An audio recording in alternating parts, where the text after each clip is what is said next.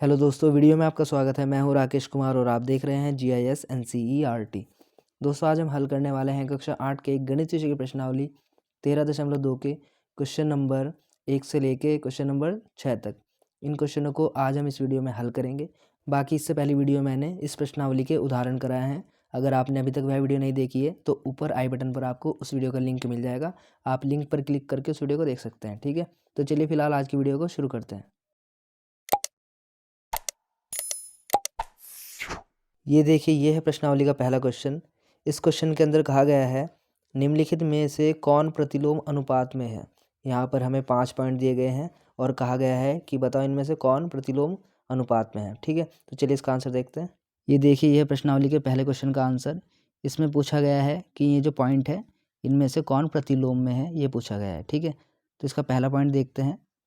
पहले पॉइंट में कहा गया है किसी कार्य पर लगे व्यक्तियों की संख्या और उस कार्य को पूरा करने में लगा समय, ये बताना है कौन सा अनुपात है, प्रतिलोम है या नहीं है, ये बताना है। ठीक है, तो इसका जो आंसर है फर्स्ट पॉइंट का वो ये है। यहाँ प्रतिलोम समानुपात है क्योंकि यदि व्यक्तियों की संख्या कम होगी तो कार्य को पूरा करने में अधिक समय लगेगा। ठीक है, तो प्रतिलोम समानुपात में रहेगा ये, क्योंकि अगर व्यक्तियों की संख्या बढ़ाएंगे तो काम कम समय में हो जाएगा और व्यक्तियों की संख्या कम करेंगे तो काम ज़्यादा समय में होगा। ठीक है, तो ये प्रतिलोम अनुपात है। ठीक है, अब इसका सेकंड पॉइंट देखिए। सेकंड पॉइंट में कहा गया है एक समान चाल से किसी यात्रा में लिया गया समय और तय दूरी। कोई यात्रा कर रहे हैं एक समान चाल से और उसमें जो हम समय ले रहे हैं और दूरी, इन दो चीज़ को लिया गया है, समय को और दूरी को, तो ये बताना है। तो इसका जो आंसर है सेकंड पॉइंट का, यहाँ प्रत्यक्ष समानुपात है क्योंकि जितने अधिक समय होगा उतनी अधिक दूरी तय होगी। क्योंकि अगर आप ज़्यादा समय लोगे तो ज़्यादा दूरी तय होगी, कम समय लोगे तो कम दूरी तय होगी। तो इसको हम प्रत्यक्ष समानुपात बोल सकते हैं या सीधा समानुपात इसको हम बोल सकते हैं। ठीक है, अब देखते इसका थर्ड पॉइंट।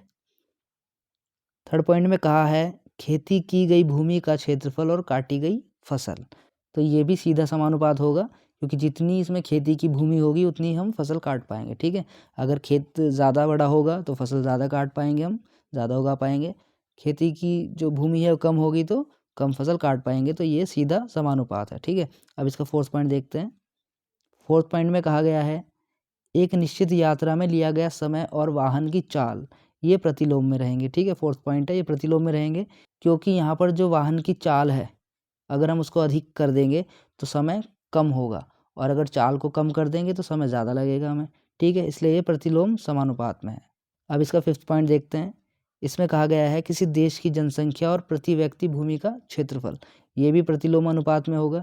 क्यों होगा? क्योंकि देखो, अगर जनसंख्या ज़्यादा कर देंगे हम तो प्रति व्यक्ति जो भूमि का क्षेत्रफल है उतना ही कम हो जाएगा। यानी कि अगर ज़्यादा लोग होंगे तो लोगों को रहने के लिए जगह थोड़ी थोड़ी मिलेगी और कम लोग होंगे, जनसंख्या कम होगी तो उनको रहने के लिए जो भूमि है वो क्षेत्रफल ज़्यादा मिलेगा। ठीक है, तो इस प्रकार से करना था। अब देखते हैं इसका दूसरा क्वेश्चन। अब देखिए, ये है प्रश्नावली का दूसरा क्वेश्चन और इसमें कहा गया है एक टेलीविज़न गेम शो में 1 लाख की पुरस्कार राशि विजेताओं में समान रूप से वितरित की जानी है। ठीक है, कोई टेलीविज़न गेम शो है, उसमें 1 लाख रुपए बांटने हैं विजेताओं में, जितने विजेता होंगे उनमें। निम्नलिखित सारणी को पूरा कीजिए तथा ज्ञात कीजिए कि क्या एक व्यक्तिगत विजेता को दी जाने वाली पुरस्कार की धनराशि विजेताओं की संख्या के अनुक्रमानुपाती है या व्युत्क्रमानुपाती है। मतलब जो ये राशि है ये हमें बताना है, जो विजेताओं ने धनराशि जीती है ये राशि उनके अनुक्रमानुपाती है या व्युत्क्रमानुपाती है। तो यहाँ पे देखो व्युत्क्रमानुपाती है ये, क्योंकि देखो अगर विजेता सिर्फ एक होगा तो उसको 1 लाख रुपए मिल जाएंगे, 2 विजेता होंगे तो ये बट जाएंगे 50-50 हज़ार, है ना।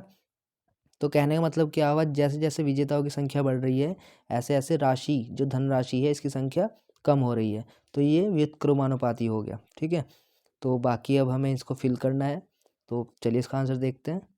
ये देखिए दूसरे क्वेश्चन का आंसर है।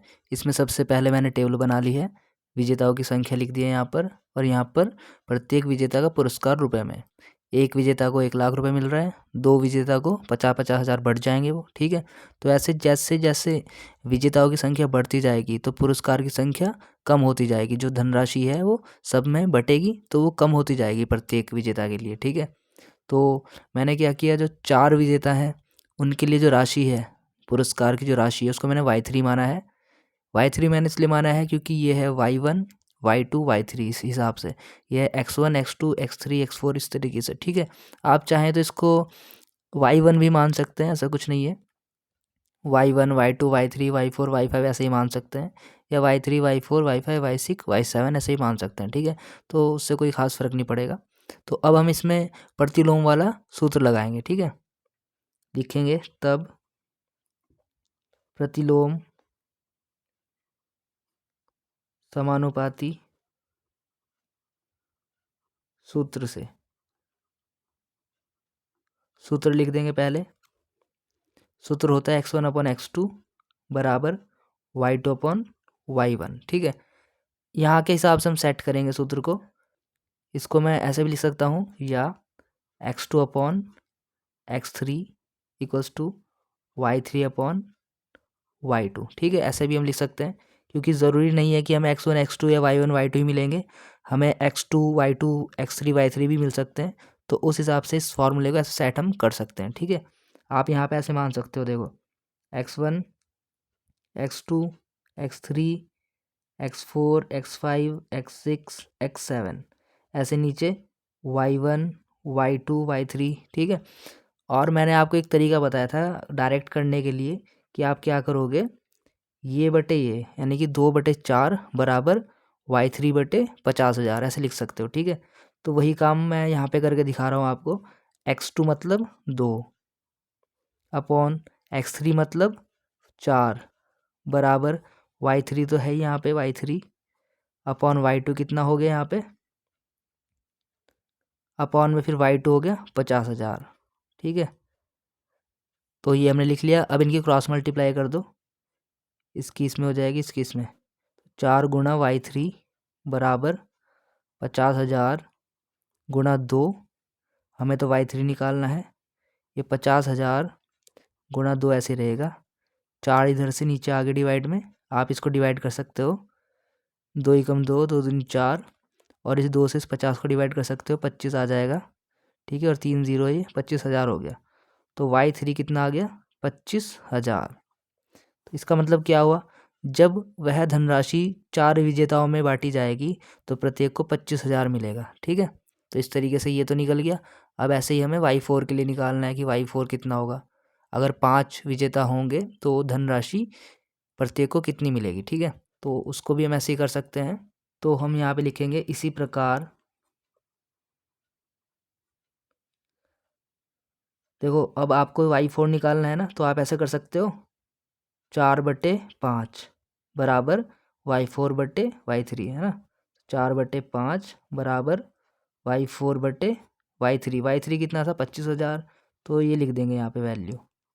अब इनके क्रॉस मल्टीप्लाई कर देंगे, 5 गुणा y4 बराबर 25,000 गुणा 4, हमें तो y4 निकालना है, ये वैल्यू ऐसे लिखनी है आपको।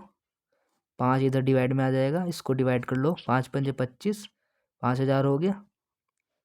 तो ये 5,000 गुणा 4, इनके आपस में गुणा कर लोगे आप, 5 चौक 20, तो ये हो गया 20,000। y4 कितना आ गया, 20,000, यानी कि प्रत्येक को कितना मिलेगा यहाँ पर, 20,000 रुपये, ठीक है। ऐसे ही हमें y5 निकालना है, उसको भी देख लेते हैं। तो y5 के लिए हम क्या करेंगे, 5/8 बराबर y5/y4, इसी तरीके से सबको सॉल्व कर लेंगे, ठीक है। तो ये देखिए 5/8 बराबर y5/y4, y4 मतलब 20,000। तो सॉल्व कर लेंगे इसको भी, 8 गुना y5 बराबर 20,000 गुणा 5, y5 हमें निकालना है, बाकी वैल्यू ऐसी रहेगी। 8 यहाँ पर नीचे डिवाइड में आ जाएगा, इस तरीके से आप इससे इसको डिवाइड करोगे तो आएगा यहाँ पे 2500। तो y5 ऐसे रहेगा 2500 गुणा 5, इनके गुणा कर लेंगे आपस में, y5 बराबर इनके गुणा करेंगे तो आएगा 12,500, ठीक है। तो इसका मतलब ये हुआ, जब 8 विजेता होंगे तो प्रत्येक को कितने रुपए मिलेंगे, 12,500 रुपये, ठीक है। अब हम y6 निकालेंगे, ऐसे ही इसमें करेंगे हम 8/10 बराबर y6 अपॉन y5, ठीक है। तो ये देखिए 8/10 बराबर y6 अपॉन y5 मतलब 12,500। अब इनकी क्रॉस मल्टीप्लाई कर लेंगे, y6 की और 10 की, और इनकी आपस में कर लेंगे, इस तरीके से ये वैल्यू ऐसे रहेंगी। 10 नीचे आ जाएगा ऐसे डिवाइड में, 0 से 0 कैंसिल हो गया, ये रह गए। अब इनकी गुणा कर लेंगे, यहाँ पे कुछ नहीं है, ठीक है। इनकी गुणा कर लेंगे, 1250 की 8 में गुणा करेंगे तो आएगा हमारा 10,000, ठीक है। तो y6 कितना निकल गया, 10,000। अब ऐसे ही हमें y7 निकालना है, 10/20 बराबर y7/y6 करके। तो ये देखिए 10/20 बराबर y7/y6 यानी कि 10,000। क्रॉस मल्टीप्लाई कर लेंगे इनकी आपस में, 20 गुणा y7 बराबर 10,000 गुणा 10। y7 ऐसे रहेगा 10,000 गुणा 10 ऐसे रहेगा, 20 आ जाएगा नीचे, डिवाइड कर दोगे आप इसको, 10 दूनी 20 और 2 से इसको डिवाइड कर दोगे 5,000, ठीक है। तो y7 कितना आ गया, 5,000। तो इस प्रकार से सारी वैल्यू हमें मिल गई है और हमारा आंसर आ गया है, ठीक है। तो इस प्रकार से करना है क्वेश्चन। अब देखते हैं इसका अगला क्वेश्चन। ये देखिए, ये है प्रश्नावली का तीसरा क्वेश्चन। इसमें कहा गया है, रहमान तीलियों या डंडियों का प्रयोग करते हुए एक पहिया बना रहा है। वह समान तीलियां इस प्रकार लगाना चाहता है कि किन्हीं भी क्रमागत तीलियों के युग्म के बीच के कोण बराबर हैं। जैसे यहाँ पे उसने तीली लगाई तो इनके जो बीच में जो कोण होंगे वो बराबर है, ठीक है। ऐसे इसमें भी जो भी बीच में कोण होंगे, प्रत्येक दो तीलियों के बीच में वो कोण बराबर है, ठीक है। फिर इसी क्वेश्चन में है, निम्नलिखित सारणी को पूरा करके उसकी सहायता कीजिए। तो ये टेबल है, इसको हमें फिल करना है और उसकी मदद करनी है। यहाँ पे तीलियों की संख्या दे दी है और यहाँ पर क्रमागत तीलियों के बीच का जो एक युग्म है, उनके बीच का जो कोण है वो दे दिया है यहाँ पे, ठीक है। यहाँ पे आप देख सकते हैं जैसे जैसे तीलियों की संख्या बढ़ रही है, ऐसे ऐसे कोण यहाँ पे छोटा होता जा रहा है। तो ये व्युत्क्रमानुपाती वाला हो गया, ठीक है। वही वाला फॉर्मूला लगा देंगे इसके अंदर भी। फिर इसमें फर्स्ट पॉइंट है, क्या तीलियों की संख्या और क्रमागत तीलियों के किसी युग्म के बीच का कोण प्रतिलोम समानुपात में है। फिर इसका सेकंड पॉइंट है, इसमें कहा गया है 15 तीलियों वाले एक पहिए के क्रमागत तीलियों के किसी युग्म का कोण परिकलित कीजिए। मतलब कोई पहिया है, उसमें 15 तीली है, तो उसके हिसाब से उसमें जो कोण का युग्म होगा वो बताना है। क्या कोण होगा अगर 15 तीली हो, जैसे यहाँ पे 12 है तो अगर 15 हो जाए तो कोण क्या होगा फिर यहाँ पर, ठीक है। इस तरीके से पूछा है। फिर थर्ड पॉइंट है, इसमें कहा गया है, यदि क्रमागत तीलियों के प्रत्येक युग्म के बीच का कोण 40 डिग्री है तो आवश्यक तीलियों की संख्या कितनी होगी। वो कह रहा है कि तीलियों की संख्या बताओ, अगर नीचे 40 डिग्री का कोण दिया गया है तो कितनी तीली उसमें लगी हुई है, कि कोण प्रत्येक के बीच में 40 डिग्री का हो रहा है, ठीक है। तो चलिए इसका आंसर भी देखते हैं। ये देखिए, यह तीसरे क्वेश्चन का आंसर। इसमें तीलियों की संख्या दी गई है, मैंने लिख लिया है, और क्रमागत तीलियों के प्रत्येक युग्म के बीच का कोण दिया गया है, वो भी मैंने लिख लिया है। ये दो चीज़ हमें दी गई है। यहाँ पर बाकी जो कोण रह गए हैं इनको मैंने y3, y4, y5 और y6 ऐसे मान लिया है। तो हमें इनकी वैल्यू फाइंड करनी है, ठीक। अब यहाँ पर हमें पता है, अगर 4 तीलियाँ हैं किसी पहिए के अंदर तो 90 डिग्री का कोण बन रहा है प्रत्येक तीलियों के युग्म के बीच में। और अगर 6 तीली हो रही है तो कोण 60-60 डिग्री के बन रहे हैं। यानी कि जैसे जैसे तीलियों की संख्या बढ़ रही है, कोणों की संख्या कम हो रही है। तो इससे ये तो पता चल गया है कि ये प्रतिलोम समानुपात वाला इसमें सूत्र रहेगा, प्रतिलोम समानुपाती है, ठीक है। तो अब हम इसको सॉल्व करेंगे, लिखेंगे यहाँ पर, तब प्रतिलोम समानुपाती सूत्र से, सूत्र लिख देना है आपको, वही है x1/x2 बराबर y2/y1, ठीक है। अब हमें तो ये सॉल्व करना है, तो हम सीधा सीधा लिखेंगे यहाँ पर ये बटे ये, यानी कि 6/8, और ये बटे ये यानी कि y3/60 डिग्री, ठीक है। अब आप इसको ऐसे भी लिख सकते हो, क्योंकि हमें तो ये फाइंड करना है, तो उस हिसाब से ये क्या हो गया, x1, x2, x3, x4, x5, x6, ठीक है। तो इसके हिसाब से फॉर्मूला सेट करेंगे हम, ये होगा x2/x3 बराबर y3/y2। तो इस हिसाब से हमने वैल्यू रख दी है यहाँ पर, ठीक है। x2 देखो कहाँ पर है, ये रहा 6, बटे x3 कहाँ पर है 8, ठीक है, बराबर y3 क्या है, ये रहा y3, बटे y2 क्या है 60 डिग्री, ठीक है। उस हिसाब से हमने सेट कर दिया है। अब क्रॉस मल्टीप्लाई कर देंगे, इनकी गुणा हो जाएगी आपस में, 8 गुणा y3 और 60 गुणा 6। हमें y3 निकालना है, तो 60 गुणा 6 से रहेगा 8, यहाँ पर आ जाएगा नीचे। अब इनको डिवाइड कर लेंगे, 2 तिया 6, 2 चौक 8, 4 से इसको भाग कर सकते हैं, 15 चौक के 60, ठीक है। तो y3 बराबर 15 गुना 3, इनकी मल्टीप्लाई कर लेंगे, 15 तिया 45। तो 45 डिग्री का कोण होगा अगर उसमें 8 तीलियाँ हुई तो प्रत्येक के बीच में 45 डिग्री का कोण होगा, ठीक है। ये तो निकल गया। अब इसी प्रकार से अगर 10 तीलियाँ होंगी तो कितने का कोण होगा वो भी हम ऐसे निकालेंगे, ठीक है। तो लिख लेंगे इसी प्रकार, अब 10 तीली के लिए निकालना है तो ऐसे ही करेंगे, फॉर्मूला लगा देंगे, 8/10 बराबर y4/y3। y3 कितना है, ये रहा 45 डिग्री, ठीक। अब इनकी क्रॉस मल्टीप्लाई कर लेंगे, वैल्यू रख लेंगे इनको। ये तो ऐसे रहेगा, ये 10 नीचे आ जाएगा ऐसे डिवाइड में, ठीक है। इनको डिवाइड कर लेंगे अब 5 से, 5 दूनी 10, 5 नम 45, 2 एकम 2, 2 चक्के 8, 9 गुणा 4, y4 बराबर 9 चौक 36, तो 36 डिग्री आ गया y4, ठीक है। अब ऐसे ही हमें इसमें y5 निकालना है। y5 निकालने के लिए लिखना पड़ेगा आपको 10/12 बराबर y5/y4। y4 आया था 36 डिग्री, तो ये ऐसे ही रहेगा, इनके क्रॉस मल्टीप्लाई कर लेंगे, y5 गुना 12, 36 गुना 10, y5 बराबर 36 गुना 10/12। तो इनको डिवाइड कर सकते हैं हम, 12 एकम 12, 12 तिया 36, 5 बराबर 3 गुना 10, यानी कि y5 बराबर 30 डिग्री। तो ये सारी वैल्यूज़ निकल गई है।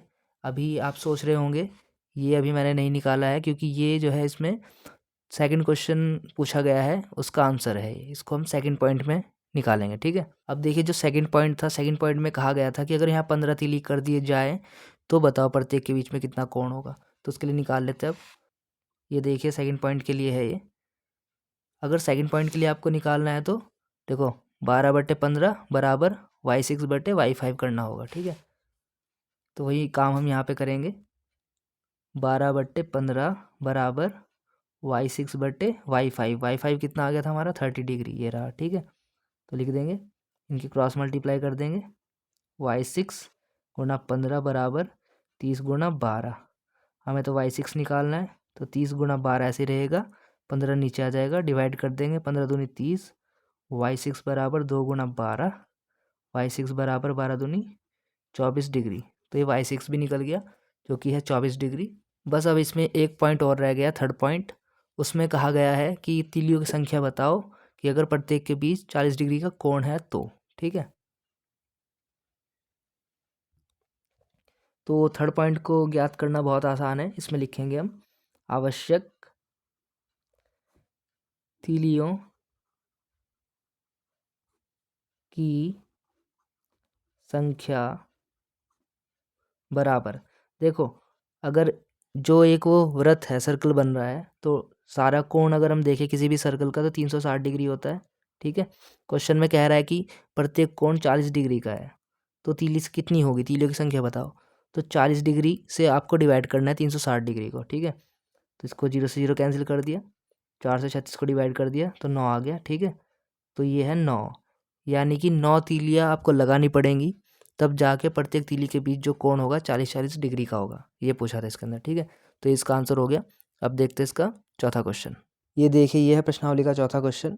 इसमें कहा गया है, यदि किसी डिब्बे की मिठाई को 24 बच्चों में बांटा जाए तो प्रत्येक बच्चे को 5 मिठाइयाँ मिलती हैं। यदि बच्चों की संख्या में 4 की कमी हो जाए तो प्रत्येक बच्चे को कितनी मिठाइयाँ मिलेगी। देखो क्वेश्चन में क्या बोला है, 24 बच्चों में मिठाइयाँ बांट रहे हैं तो प्रत्येक को 5-5 मिठाइयाँ मिल रही है। यदि 24 में से 4 बच्चे कम हो जाए तो कितने बच्चे रह जाएंगे, 20 बच्चे रह जाएंगे, तब प्रत्येक बच्चे को कितनी मिठाइयाँ मिलेगी। तो सीधी सी बात है, अगर बच्चों की संख्या 4 कम हो जाएंगी, ठीक है, तो मिठाइयाँ थोड़ी ज़्यादा मिलने लगेगी। तो हमें ये बताना है कि प्रत्येक बच्चे को कितनी मिठाइयाँ मिलेंगी। तो चलिए इसका आंसर देखते हैं। ये देखिए चौथे क्वेश्चन का आंसर है, जो चीज़ इसमें हमें ज्ञात करनी है उसको मान लेंगे।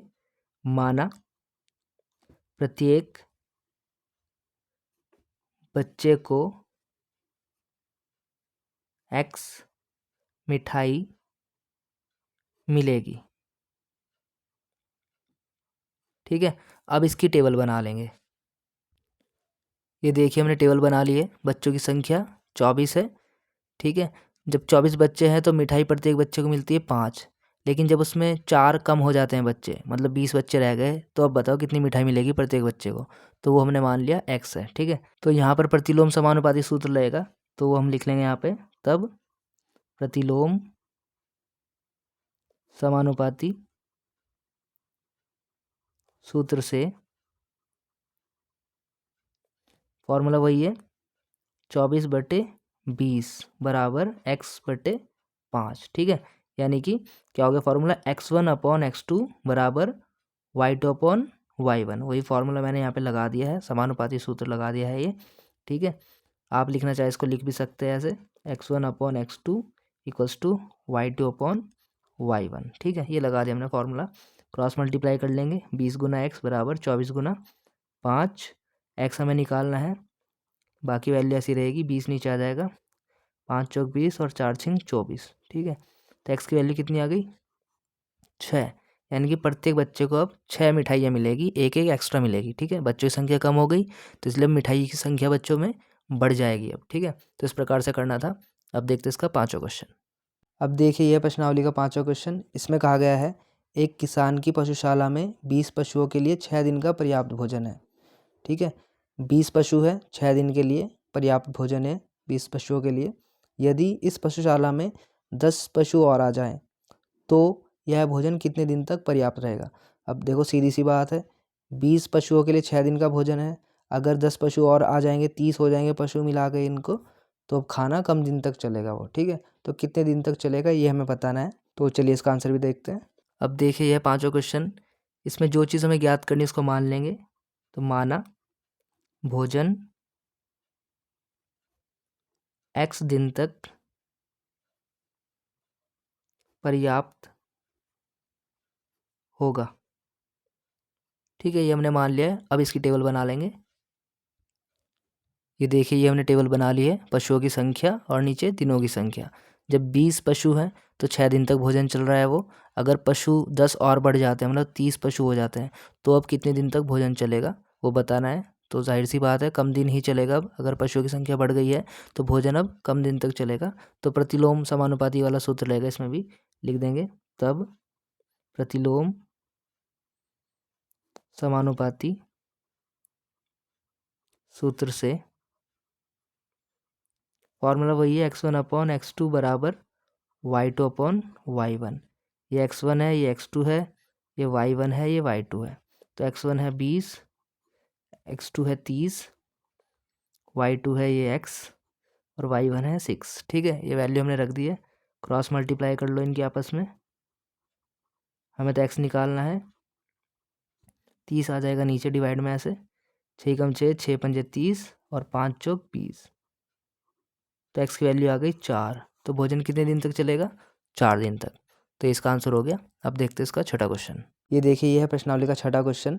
इसमें कहा गया है एक ठेकेदार यह आकलन करता है कि जसमिंदर के घर में पुनः तार लगाने का कार्य 3 व्यक्ति 4 दिन में कर सकते हैं। यदि वह 3 के स्थान पर 4 व्यक्ति को इस काम पर लगाता है तो यह कार्य कितने दिन में पूरा होगा। सीधी सी बात है, अगर कार्य 3 व्यक्ति 4 दिन में कर रहे हैं तो अगर 3 की जगह 4 लोग लगाएगा तो थोड़ा और जल्दी कर देंगे वो काम, ठीक है। तो कितने दिन में पूरा करेंगे वही हमें देखना है। तो चलिए इसका आंसर भी देखते हैं। ये देखिए 6ठे क्वेश्चन का आंसर है। इसमें जो चीज़ हमें ज्ञात करनी है उसको भी मान लेंगे। तो माना 4 व्यक्ति द्वारा या व्यक्तियों द्वारा यह कार्य x दिन में पूरा होता है, ठीक है। ये हमने मान लिया है। अब हम इसकी टेबल बनाएंगे। ये देखिए ये हमने टेबल बना ली है। व्यक्ति है यहाँ पर 3 और दिन है यहाँ पे 4, यानी कि 3 व्यक्ति 4 दिन में काम पूरा कर लेंगे। अगर 4 व्यक्ति हो गए तो कितने दिन में काम पूरा होगा, थोड़ा जल्दी हो जाएगा पूरा, ठीक है। तो इसमें तब प्रतिलोम समानुपाती सूत्र से